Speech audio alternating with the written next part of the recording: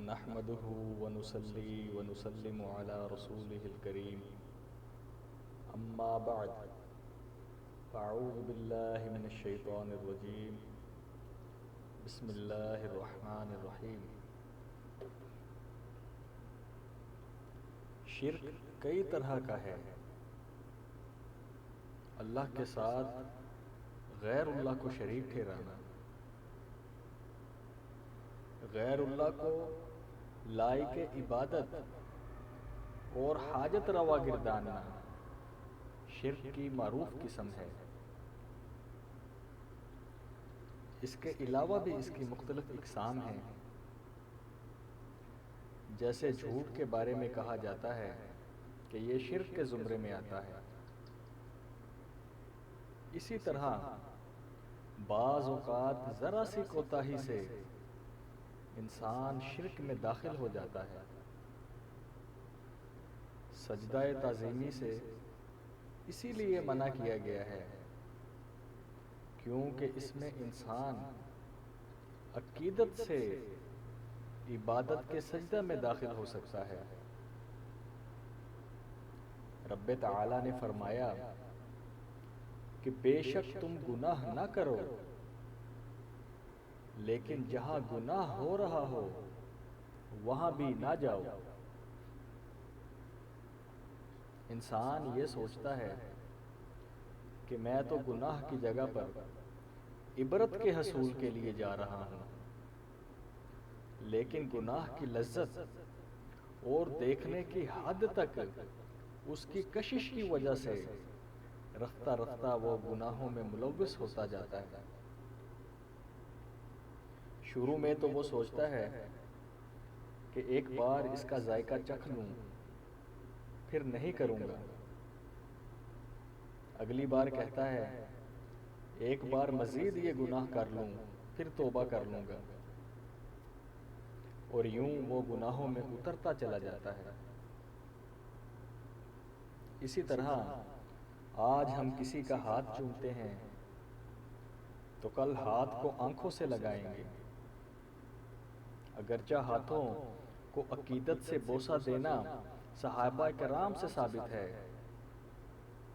ایک صحابی رضی اللہ تعالی عنہ نے تابعین کے درمیان جا کر اعلان کیا کہ میں نے اپنے ان ہاتھوں سے آپ صلی اللہ علیہ وسلم کے دست مبارک پر بیعت کی تھی۔ تب وہاں موجود تابعین نے عقیدت سے ان کے ہاتھوں کو بوسہ دیا تھا، لیکن کیونکہ اس میں یہ احتمال موجود ہے کہ کہیں عقیدت سے ہاتھوں پر بوسہ دیتے دیتے انسان تعظیمی سجدے تک نہ چلا جائے اور شرک میں داخل نہ ہو جائے، اسی لیے از راہ احتیاط دست بوسی سے بھی منع کر دیا جاتا ہے۔ ہم عموماً کسی بھی ولی اللہ کے ساتھ اپنی عقیدت میں بہت آگے چلے جاتے ہیں،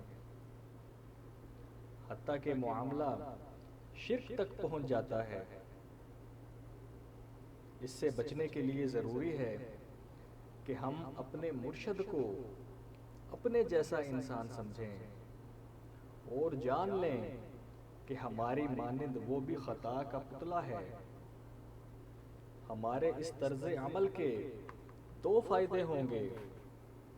نمبر ایک، اگر ہمارے مرشد سے کوئی غلطی یا کوتاہی سرزد ہوتی ہے تو ہمارے دل میں کوئی برا خیال نہیں آئے گا اور عقیدت میں کمی واقعہ بھی نہیں ہوگی۔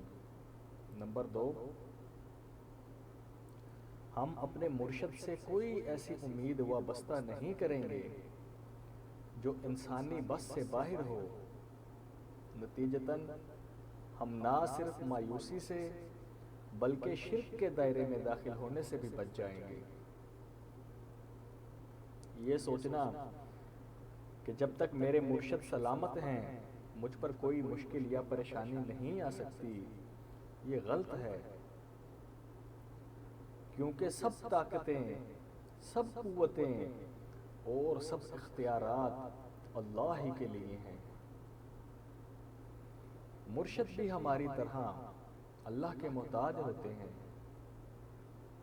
یہ سمجھنا کہ وہ ہماری حاجت روائی کر سکتے ہیں اور ہر طریقے سے ہماری مدد کر سکتے ہیں، عقیدت میں اس حد تک چلے جانا شرک ہے۔ مرشد بھی ہماری طرح اللہ کے محتاج انسان ہیں، فرق محض یہ ہے کہ وہ تقوی، توکل اور پارسائی کے بلند مقام پر فائز ہیں، اور ان کی انہی خصوصیات کی وجہ سے اللہ تعالیٰ انہیں عزیز رکھتا ہے۔ مرشد قطعی طور پر ہماری مشکل حل کرنے اور حاجت روائی پر قادر نہیں، وہ صرف ہمارے لیے اللہ کے حضور گڑ گڑا کر دعا کر سکتے ہیں کہ اے اللہ، میرے پاس آنے والا تیرا یہ بندہ مشکل میں ہے، تو رحیم و کریم ہے، مشکل کشا اور حاجت روا ہے، تو اس پر مہربانی فرما دے اور اپنی رحمت کے صدقے اس کی مشکل حل فرما دے۔ اللہ تعالیٰ بے حد مہربان، وعدہ اور حیا والا ہے۔ وہ جن بندوں کو عزیز رکھتا ہے ان کی دعائیں قبول کر لیتا ہے۔ روحانیت کے ضمن میں ایک اور بات ہے، اور وہ بے حد اہم ہے کہ ہم اپنے دلوں کو ہر قسم کے کینہ، بغض، حسد، نفرت اور انتقام سے پاک رکھیں۔ اس کا آسان طریقہ یہ ہے کہ ہم یہ عادت اپنا لیں کہ کسی انسان سے غلطی سرزد ہونے سے پہلے ہی ہم اسے معاف کر دیا کریں۔ یہ در حقیقت اس چیز کی مشق ہوگی کہ جب بھی کوئی شخص ہمیں نقصان پہنچائے گا، جڑیں کاٹے گا، تہمتیں لگائے گا، تو ہمیں برا نہیں لگے گا، بلکہ ہم دھیرے سے مسکرا دیں گے۔ یوں جب دل میں کوئی ملال ہی نہیں آئے گا تو کینہ، کدورت، حسد یا بغض کا جذبہ بھی پیدا نہیں ہو سکے گا۔ جس طرح ایک باپ اپنے بیٹے کو ڈانٹ ڈپٹ کرتے وقت بناوٹی غصہ دکھاتا ہے، در حقیقت اس کے دل میں غصہ نہیں ہوتا۔ چند لمحوں بعد یہ بناوٹی غصہ اتر جاتا ہے اور اس کے دل میں سوائے بیٹے کے محبت کے کچھ نہیں رہتا۔ حضرت نظام الدین اولیاء رحمت اللہ علیہ اپنے وقت کے بلند پایا ولی اللہ ہونے کے ساتھ ساتھ علم کے اعلیٰ مقام پر بھی فائز تھے۔ ان کے پاس عقیدت مندوں اور دعا کی درخواست کرنے والوں کا ہمہ وقت رش لگا رہتا تھا۔ عقیدت مندوں کے برعکس ایک صاحب ایسے بھی تھے جو حضرت نظام الدین اولیاء رحمت اللہ علیہ کے خلاف پراپوگنڈا کرنے کا کوئی موقع ہاتھ سے نہ جانے دیتے، حتیٰ کہ بادشاہ وقت کے کان بھی بھرتے رہتے۔ حضرت نظام الدین اولیاء رحمت اللہ علیہ اس بات سے بخوبی واقف تھے۔ ایک روز ایک شخص نے آ کر بتایا کہ حضور وہ فلاں بندہ وفات پا گیا ہے۔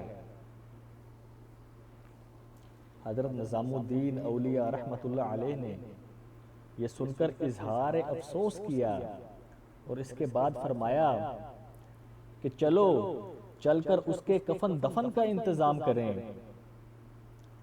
تو لوگ بولے کہ حضور وہ تو آپ کے ساتھ ہمیشہ برا سلوک کرتا تھا۔ آپ نے فرمایا ہاں مجھے معلوم ہے، لیکن اللہ اس کی مغفرت کرے۔ پھر حضرت نظام الدین اولیاء رحمت اللہ علیہ گئے، اسے غسل دیا اور اپنے ہاتھوں سے اسے قبر میں اتارا۔ اللہ اکبر۔ انسان جب اپنا دل صاف کر لیتا ہے تب وہ ہر شخص سے محبت کرنے لگتا ہے، خصوصاً ان لوگوں سے جنہوں نے اسے دکھ پہنچایا ہو۔ اس کا فائدہ بھی فقیر کی اپنی ذات کو پہنچتا ہے، اسے نعمتیں عطا ہوتی ہیں اور اس کے درجات بلند کر دیے جاتے ہیں۔ آپ صلی اللہ علیہ وسلم کی سنت بھی یہی ہے۔ آپ صلی اللہ علیہ وسلم کی پیشانی پر کبھی بل نہیں آیا۔ سنت کی ادائیگی باعث رحمت و نعمت ہوا کرتی ہے۔ حضرت بایزید بسطامی رحمۃ اللہ علیہ فرماتے ہیں کہ جس شخص نے ایک سنت بھی ترک کی وہ ولی اللہ نہیں ہو سکتا۔ انتقام یا بدلہ لینا، یہ چیز کبھی آپ صلی اللہ علیہ وآلہ وسلم کے قریب سے بھی نہیں گزری تھی۔ اگر ہم تقویٰ اور اللہ کی راہ پر چلنا چاہتے ہیں تو ہمیں اپنے دلوں کو صاف کرنا ہوگا اور دلوں میں خلق خدا کی محبت پیدا کرنا ہوگی۔ ہم اپنی گفتگو میں اکثر بہت غیر محتاط ہوتے ہیں، دانستہ یا نادانستہ طور پر غیر موجود لوگوں کے بارے میں ایسی باتیں کہہ جاتے ہیں جن سے ان کی عزت پر حرف آتا ہے، ان کی توہین ہوتی ہے۔ یاد رکھیے یہ غیبت ہے جو اللہ کے نزدیک بہت بڑا گناہ ہے۔ اگر ہم علم کی راہ پر چلنا چاہتے ہیں، اللہ کا قرب حاصل کرنا چاہتے ہیں تو ہمیں اس معاملے میں انتہائی محتاط رہنا ہوگا۔ ہماری زبان سے نکلنے والے کسی لفظ سے کسی کی بے عزتی نہ ہو، توہین نہ ہو، اس کی شہرت خراب نہ ہو۔ ہماری زبان سے ہمیشہ ایسے الفاظ ادا ہوں جو دوسروں کی عزت میں اضافے کا موجب ہوں۔ یہ بھی سنت ہے۔ آپ صلی اللہ علیہ وسلم کی زبان مبارک سے اپنے مخالف کے لیے بھی کبھی کوئی توہین آمیز لفظ ادا نہ ہوا۔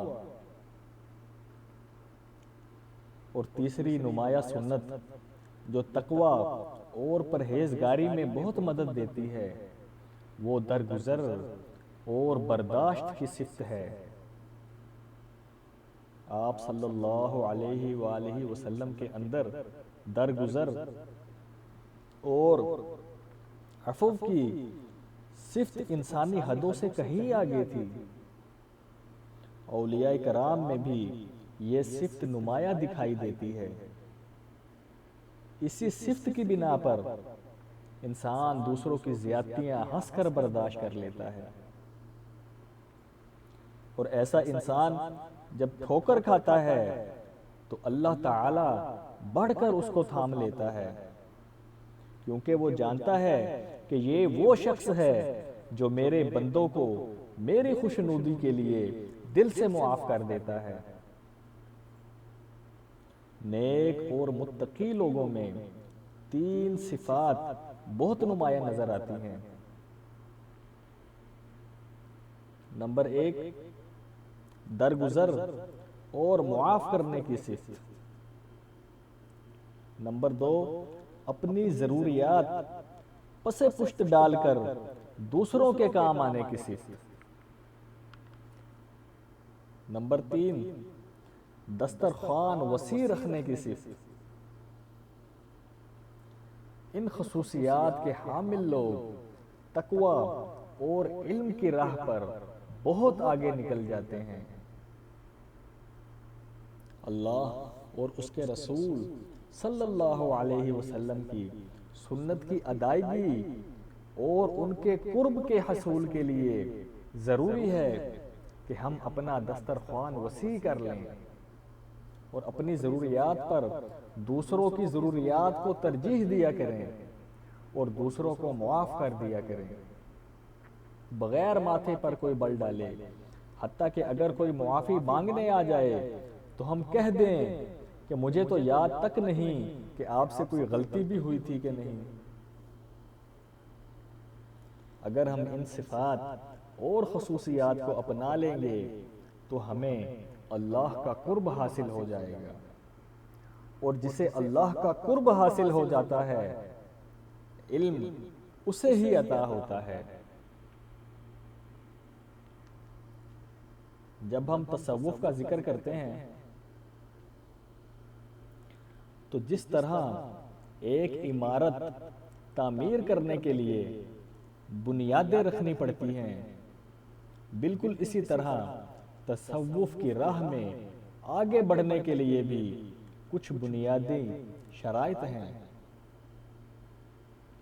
اگر تصوف کی تعلیم خواہ اعلیٰ درجے کی ہی کیوں نہ ہو، اسے حاصل کرنے کے لیے جب تک ہم اسے بنیادیں فراہم نہیں کریں گے، تصوف کی عمارت کھڑی نہیں ہو سکتی۔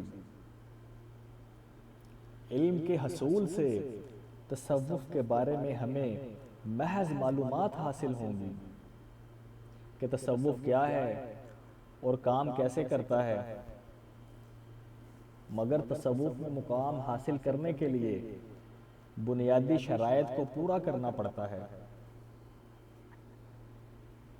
تصوف کی راہ پر چلنے کے لیے ایک بات پختگی سے ہمیں ذہن میں بٹھا لینی چاہیے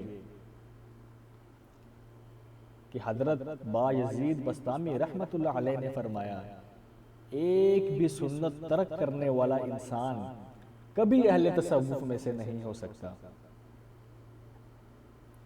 آپ کے ہاں سنت کی پابندی انتہا درجے کی تھی۔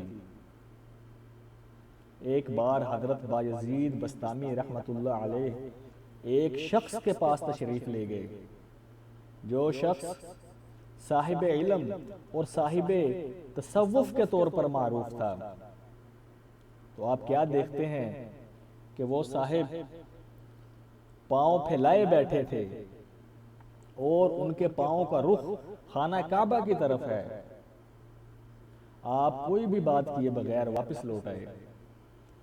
ساتھیوں نے وجہ پوچھی تو آپ نے فرمایا، وہ شخص صاحب علم اور صاحب تصوف نہیں، کیونکہ وہ قبلہ کی طرف پاؤں پھیلائے بیٹھا تھا، اور جو شخص با ادب نہیں وہ اہل تصوف میں سے ہو ہی نہیں سکتا۔ حضرت بایزید بسطامی رحمت اللہ علیہ نے ایک روایت کے مطابق 105، دوسری روایت کے مطابق 110 اور تیسری روایت کے مطابق 102 صاحبان تصوف سے اکتساب فیض حاصل کیا۔ اتنے جید صاحبان تصوف سے اکتساب فیض کرنے والی ہستی کا یہ عالم ہے کہ کسی شخص کے پھیلے ہوئے پاؤں کا رخ خانہ کعبہ کی طرف خواہ بے خیالی کے باعث ہی ہو، دیکھ کر اسے اہل تصوف میں سے ماننے سے ہی انکار کر دیا۔ اسی لیے میں یہ عرض کرتا ہوں کہ آپ تصوف کا علم ضرور حاصل کیجئے، لیکن ہم اس طریقے سے یہ علم حاصل کریں کہ اس کا کچھ فائدہ بھی ہو۔ تصوف کی راہ میں جن مشاہدات اور وارداتوں سے واسطہ پڑتا ہے وہ سب فقیر کی راہ میں آتی ہیں۔ ان میں سے ایک چیز جو ابتدائی وارداتوں میں سے ہے وہ یہ ہے کہ انسان پانی کے شاور کے نیچے کھڑا ہے اور پانی پوری رفتار و مقدار کے ساتھ گر رہا ہوتا ہے، لیکن سارا جسم خشک رہتا ہے۔ یہ مقام بہت مختصر عرصے کے لیے ہوتا ہے اور بڑی جلدی گزر جاتا ہے۔ اگر بنیاد پر کام کیے بغیر ہم علم حاصل کریں گے تو ہماری حالت وہی ہوگی کہ جسم پر پانی تو گر رہا ہے لیکن پھر بھی جسم خشک ہے۔ یوں ہم علم تصوف حاصل تو کرتے چلے جائیں گے لیکن وہ ہم پر طاری نہیں ہوگا۔ اسی لیے عرض مقرر ہے کہ بنیادیں ٹھیک کر لیں۔ تصوف کی بنیاد پر پہلے کام کر لیں۔ اس سلسلے میں مختصراً یہ کہ زندگی کے ہر پہلو میں سنت کی پیروی کرنے کی کوشش کریں اور جہاں تک ممکن ہو اتباع سنت کرتے چلے جائیں۔ علاوہ ازیں ایک وہ چیز کو اپنی عادت بنا لیں اس حد تک کہ وہ ہماری فطرت میں شامل ہو جائے۔ تصوف کی راہ میں انا سب سے زیادہ تنگ کرتی ہے۔ انسان بار بار اس دھوکے میں آتا ہے کہ میں نے تو انا کو کچل دیا ہے۔ یہ انانیت دراصل تکبر ہے، اور اس کا آسان حل یہ ہے کہ اگر ہم اس پر عمل کر لیں کہ کوئی شخص ہمیں کتنا ہی برا کیوں نہ لگے، ہمارے سامنے ہمیں بدترین لفظوں سے نوازے، ہم پر کتنی ہی تہمتیں لگا دے، لیکن ہم اپنے دل میں اس کے بارے میں برا خیال نہ آنے دیں، بلکہ پہلے سے بھی زیادہ اس کا بھلا چاہنے والے بن جائیں۔ میرے خیال میں انا کو کچلنے کے لیے ایک یہی فعل کافی ہے۔ ہماری زندگی میں جہاں جہاں تعلقات میں تلخی اور بدمزگی پیدا ہوتی ہے، اس کی وجہ ان تینوں میں سے ایک ہوتی ہے۔ لہٰذا ہم اپنی ذات میں اس کو کنٹرول کر لیں، بغیر یہ دیکھے کہ کسی کا ہمارے ساتھ سلوک کیا ہے۔ ہم ہمیشہ اس کا بھلا ہی سوچیں اور چاہیں، اس کے لیے قربانی ہی دیتے رہیں۔ تصوف کی سیڑھی پر یہ پہلا قدم ہے۔ جس زمانے میں خانقاہی نظام رائج تھا اور کوئی شخص جب کسی فقیر کی خدمت میں حاضر ہوتا اور عرض کرتا، حضور مجھے رب کی راہ پر چلنا ہے، قرب الہی کا رستہ دکھا دیجئے، تو اس کو خانقاہ پر رہنے کی جگہ مل جاتی، اور 2-4 دن رہنے کے بعد اگر وہ بندہ امتحان میں پاس ہو جاتا تو وہ بزرگ اس شخص کے ساتھ سب سے پہلا سلوک یہ کرتے کہ اس کے سر پر استرا پھروا دیتے، اور استرا پھرنے سے عاجزی پیدا ہوتی ہے اور انا کچلی جاتی ہے۔ اس کے بعد اس کی دوسری ڈیوٹی وہاں پر حاضری دینے والے لوگوں کے جوتے سیدھے کرنے کی لگا دی جاتی۔ ہندو معاشرے میں کچھ پیشوں کو بہت حقیر سمجھا جاتا ہے، اور ان میں سب سے حقیر کام دوسروں کے جوتے سیدھے کرنا ہے۔ لہٰذا اس طالب کو نہ صرف جوتے سیدھے کرنے کا فرض سونپا جاتا، بلکہ وہ گرد و غبار سے اٹے جوتے بھی صاف کرتا، اور بعد ازاں ان کا رخ باہر کی طرف کر کے ان کو رکھتا تھا تاکہ مہمانوں کو جوتے پہننے میں آسانی رہے۔ اور 2-4 سال جوتے سیدھے کرنے کے بعد اس کی ڈیوٹی خانقاہ میں جھاڑو دینے پر لگا دی جاتی۔ یہ کام بھی ہندو معاشرے میں حقیر جانا جاتا ہے، اور 2-4 سال جھاڑو لگانے کے بعد لنگر کے جھوٹے برتن بھی دھونے پر اس کو مامور کر دیا جاتا۔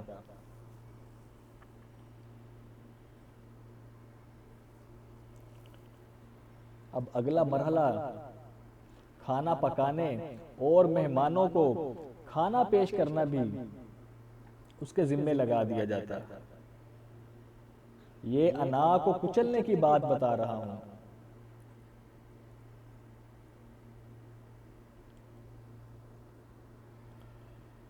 مرشد بہت صاحب ظرف ہوتا ہے، وہ آپ کو یہ بات کبھی نہیں بتائے گا کہ لو میں نے تمہیں علم عطا کر دیا، کیونکہ یہ اس کی اعلیٰ ظرفی کے خلاف ہے۔ اور دوسری طرف لینے والا اگر علمی لحاظ سے چھوٹا ہے، چھوٹا اس لحاظ سے کہ جس کے پاس علم نہیں اس کے پاس عقل نہیں، کیونکہ عقل علم سے آتی ہے، اور عقل کی معراج خود رب ہے۔ علم ملے گا تو عقل آئے گی، اور عقل آئے گی تو رب ملے گا، کیونکہ کم علم انسان کے پاس عقل نہیں ہوتی، اس لیے وہ بھانپ ہی نہیں پائے گا کہ مجھے کیا عطا کیا گیا۔ لیکن اگر اس کی بنیاد مضبوط ہے اور تب مرشد اسے کچھ عطا کرتا ہے تو وہ نہ صرف اس کو سنبھال لے گا بلکہ اسے بہتر ڈیولپ بھی کرے گا۔ مثال کے طور پر اگر آپ کو کاروبار کرنا آتا ہے اور آپ کو اس کے بنیادی اصول معلوم ہیں اور کوئی عزیز آپ کو سرمایہ یا چلتا ہوا کاروبار دے دیتا ہے تو آپ اسے آسانی سے چلا لیں گے، جبکہ کوئی کاروبار سے انجان شخص اس کو تباہ کر دے گا۔ یہی مثال تصوف میں مرشد کی طرف سے مرید کو عطا کردہ علم پر ہوتی ہے۔ ہماری بنیادیں اس وقت بن پائیں گی جب ہم انا ختم کر دیں گے، ورنہ شیطان ہمیں وقتاً فوقتاً ورغلاتا رہے گا۔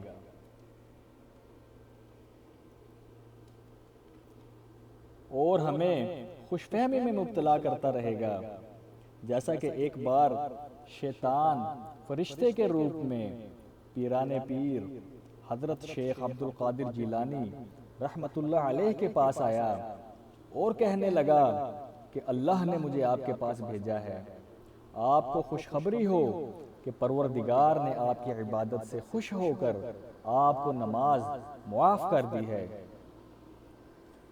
حضرت پیران پیر غوث العظم دستگیر رحمت اللہ علیہ نے لا حول ولا قوت الا باللہ العلی العظیم پڑھی اور فرمایا، دور ہو جا مردود، تو شیطان ہے اور مجھے بہکانے آیا ہے۔ نماز تو آپ صلی اللہ علیہ وسلم کو بھی معاف نہیں ہوئی تھی، تو پھر مجھے کیسے معاف ہو سکتی ہے؟ تو اب شیطان نے اگلا وار کیا اور کہنے لگا کہ شکر کریں آپ کے علم نے آپ کو بچا لیا۔ آپ رحمت اللہ علیہ نے پھر لا حول ولا قوت الا باللہ العلی العظیم پڑھا اور فرمایا، مجھے میرے علم نے نہیں بلکہ میرے رب نے بچایا ہے۔ تو یہ علم نے بچا لیا والی بات غرور پیدا کر سکتی ہے۔ اس سے بچنے کا ایک ہی طریقہ ہے کہ ہماری بنیادیں مضبوط ہوں۔ بنیادیں مضبوط ہوں گی سنت پر عمل کرنے سے، اور سنت پر عمل کرنے کے لیے پہلا قدم یہ ہے کہ ہم اپنی انا کو کچل دیں، اور انا کو کچلنے کا آسان طریقہ یہی ہے کہ ہم کسی کا برا نہ سمجھیں، کسی کا برا نہ چاہیں، اس کے بارے میں ہماری رائے میں سوئی برابر بھی فرق نہ آئے، خواہ وہ ہمارے خلاف جتنا بھی پروپیگنڈا کرے۔ ہمارا طریقہ آپ صلی اللہ علیہ وسلم کی سنت کے مطابق ہو۔ آپ صلی اللہ علیہ وسلم ساری زندگی اس پر عمل کرتے رہے۔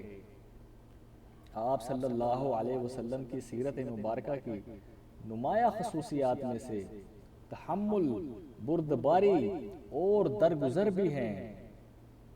ہم بھی ان کو اپنی زندگی میں اپنا لیں۔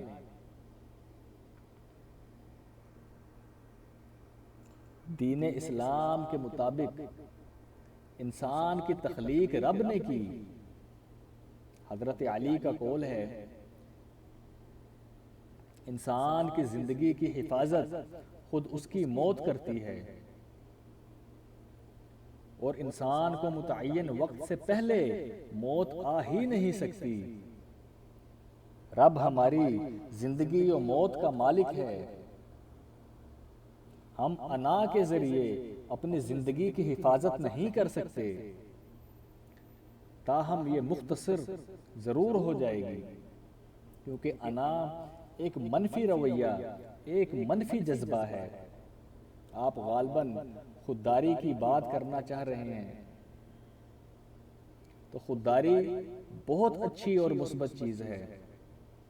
فقیر ہو یا مومن دونوں بہت خوددار ہوتے ہیں، کبھی کسی کے سامنے ہاتھ نہیں پھیلاتے۔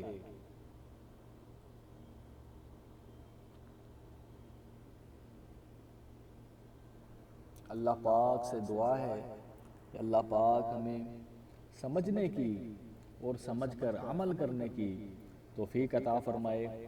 وآخر دعوانا ان الحمد للہ رب العالمین۔